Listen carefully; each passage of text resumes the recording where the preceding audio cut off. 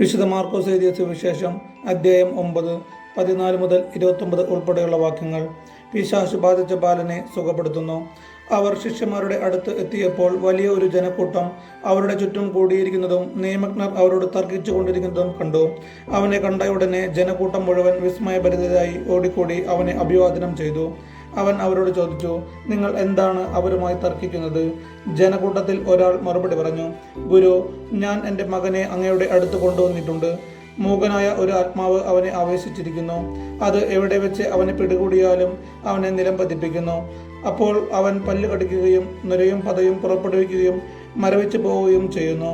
അതിനെ ബഹിഷ്കരിക്കാൻ അങ്ങയുടെ ശിഷ്യന്മാരോട് ഞാൻ അപേക്ഷിച്ചു, അവർക്ക് കഴിഞ്ഞില്ല. അവൻ അവരോട് പ്രതിവചിച്ചു, വിശ്വാസമില്ലാത്ത തലമുറയെ, എത്ര നാൾ ഞാൻ നിങ്ങളുടെ കൂടെ ഉണ്ടായിരിക്കും? എത്ര നാൾ ഞാൻ നിങ്ങളോട് ക്ഷമിച്ചിരിക്കും? അവനെ എൻ്റെ അടുക്കൽ കൊണ്ടുവരൂ. അവർ അവനെ അവൻ്റെ അടുക്കൽ കൊണ്ടുവന്നു. അവനെ കണ്ടയുടനെ ആത്മാവ് കുട്ടിയെ തള്ളിയിട്ടു. അവൻ നിലത്ത് വീണ് ഉരുളുകയും അവൻ്റെ വായിലൂടെ നുരയും പതയും പുറപ്പെടുകയും ചെയ്തു. യേശു അവൻ്റെ പിതാവിനോട് ചോദിച്ചു, ഇത് തുടങ്ങിയിട്ട് എത്ര കാലമായി? അവൻ പറഞ്ഞു, ശൈശവം മുതൽ. പലപ്പോഴും അത് അവനെ നശിപ്പിക്കാൻ വേണ്ടി തീയിലും വെള്ളത്തിലും വീഴ്ത്തിയിട്ടുണ്ട്. എന്തെങ്കിലും ചെയ്യാൻ നിനക്ക് കഴിയുമെങ്കിൽ ഞങ്ങളുടെ മേൽ കരുണ തോന്നി ഞങ്ങളെ സഹായിക്കണമേ.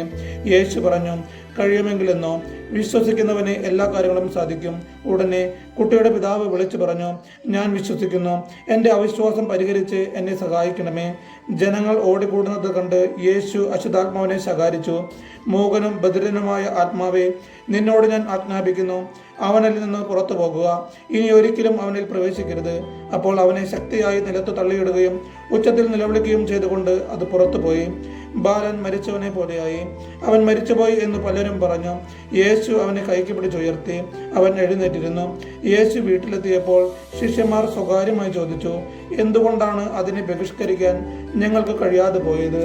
അവൻ പറഞ്ഞു, പ്രാർത്ഥന കൊണ്ടല്ലാതെ മറ്റൊന്നുകൊണ്ടും ഈ വർഗം പുറത്തു പോവുകയില്ല. നമ്മുടെ കർത്താവായ യേശു മിശിഹായ്ക്ക് സ്തുതി.